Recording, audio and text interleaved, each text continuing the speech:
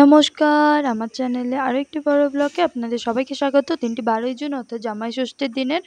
আর এই দিন সকাল থেকে আমাদের এখানে কারেন্ট ছিল না। আর জামাইবাবু যেহেতু ছুটি পায়নি তো আসবে বিকালের জন্য সকালে শুধু লুচি আর ঘুগনি করেছিল মা, যেটা আমরা টিফিনে খেয়েছিলাম। আর সাথে মা সারাদিন খেয়েছিল যেহেতু মায়ের উপোস ছিল।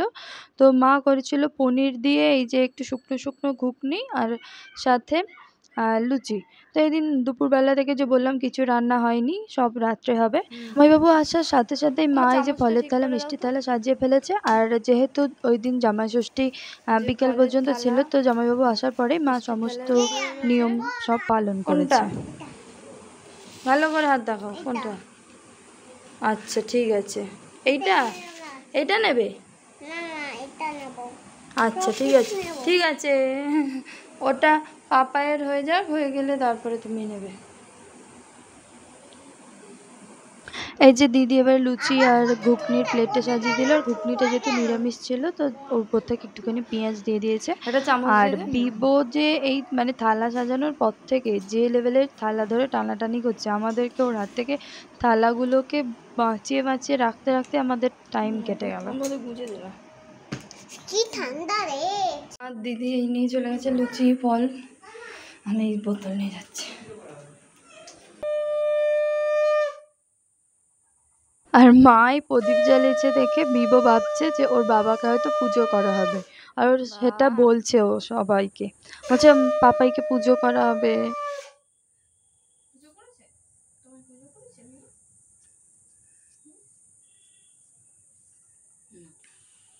আর এই যে আমাদের বিবো অনেকক্ষণ থেকে অপেক্ষা করেছিল যে কখনো মিষ্টি খাবে, আলটিমেটলি সেই শুভ সময় এসে উপস্থিত হয়েছে। বাবার থেকে আগে ওই মিষ্টিতে কামড় বসিয়ে দিয়েছে। আর একটুখানি জল খাবি, গ্লাস থেকে জল নিয়ে নিয়ে খাবি। আর জামাইবাবুর খাওয়া দাওয়া কমপ্লিট হতে আমরা দুই বোন এদিকে বেরিয়ে পড়েছি নাইটি কিনতে যাওয়ার জন্য। তো তারপর আমরা এই যে নাইটির দোকানে এসেও গেছি। এখান থেকে এসে তো আবার আমাদের দেখা হলো এই সুন্দর মানে মাছটার সাথে আর কি। আর বিবো তো এটা রীতিমতো একদম পাগল হয়ে গেছে এর জন্য। আর বিবো অ্যাকচুয়ালি পশু পাখি এগুলোকে খুব ভালোবাসে, তো ও তো এটা বাড়ি নিয়ে যাবে নাকি, সেই জন্যই কান্নাকাটি ফেলে দিয়েছিল। তো তারপরে আমরা এই নাইটিগুলো পছন্দ করে আলটিমেটলি একটা তো আমরা পছন্দ করে ফেলেছি। আর এগুলো হচ্ছে গিয়ে নাইটির পিস ছিল, তো আমরা অর্ডার দিয়ে এসেছি, বানিয়ে দেবে ওই দিদিটা। তো তারপরে আমরা পরে গিয়ে আবার নিয়ে আসবো।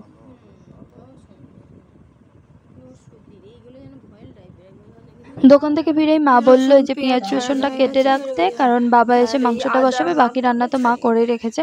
তো তারপর এইসব করে টরে দিয়ে আমরা এসে গেছি এই যে দাদাদের বাড়িতে।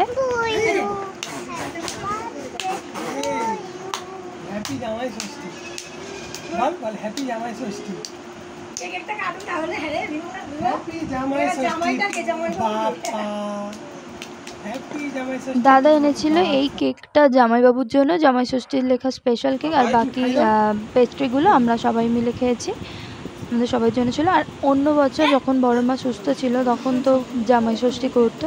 এখন যেহেতু বড় মা পারে না, অসুস্থ, ওই কারণে শুধু কেক এনেছিল। তবে ওরা নিমন্ত্রণ করেছে রথেতে দিদিরা আবার আসবে, তখন দিদিরা দাদাদের বাড়িতেই খাবে। তো তারপরে আমরা সবাই মিলে একটুখানি বসে কেক খেলাম, গল্প গুজব করলাম, টাইমটা ওখানে কেটে গেল অনেকটা। তো তারপরে আমরা চলে এসেছি মশাদ বাজারে রাত্রেবেলা খাওয়া দাওয়া পাতে আইসক্রিমের জন্য। আমরা আইসক্রিম কেনার জন্য আর কি আমরা বাজারে এসেছি। আর এখন ঘড়িতে বাজে প্রায় 9টা 15-20। তো আমাদের এদিকে গ্রামের দিকে তো তাড়াতাড়ি দোকানপাট বন্ধ হয়ে যায়, যদিও তাও এখানে একটু লোক ছিল। তো তবে আমরা ওখানে গিয়ে আইসক্রিম নিলাম, কয়েকটা আইসক্রিম আবার আমরা এই সবাই খেলামও, মানে বিবো আইসক্রিম খেলো আর আমি আর দিদি খেলাম গ্লুকোজ টাটা যেটা আছে না লিচি ড্রিঙ্ক টাইপ, ওটা খেলাম। আর জামাইবাবু খেলো একটা আইসক্রিমের প্যাকেটটা।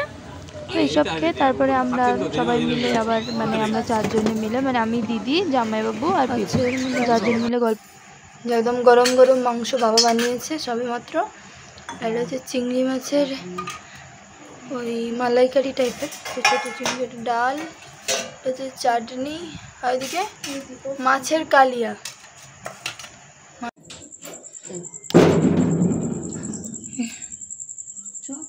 এই যে এখন দিতে যাচ্ছে এটা বড় মাদেরকে।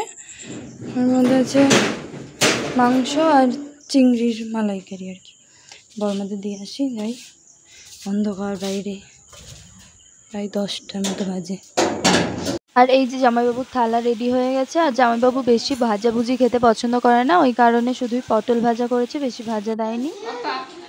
তারপরে মা দিয়ে দিল জামাইবাবুকে আমাদের তরফ থেকে একটা শার্ট, আর বড়মাদের তরফ থেকে একটা শার্ট। আর জামাইবাবু দিল মাকে ওরা যে শাড়িটা এনেছে আর কি, শাড়িটা দিয়ে দিল মাকে। এই যে এই শাড়িটা তো খুব সুন্দর হয়েছে, মানে আমার আর দিদির তো শাড়িটাই পছন্দ হয়েছে, দিদি পছন্দ করে এনেছে আর কি, একটু লাইট কালারে, অফ হোয়াইট কালারে। আর বাকি এই যে আমরাও খেতে বসে গেছি, আমাদের খাবার মা বেড়ে দিচ্ছে, আজকে মা তো খাবে না। তো যাই হোক, আজকে এই পর্যন্ত রাখছি, দেখা হচ্ছে পরের ব্লগে, বাই।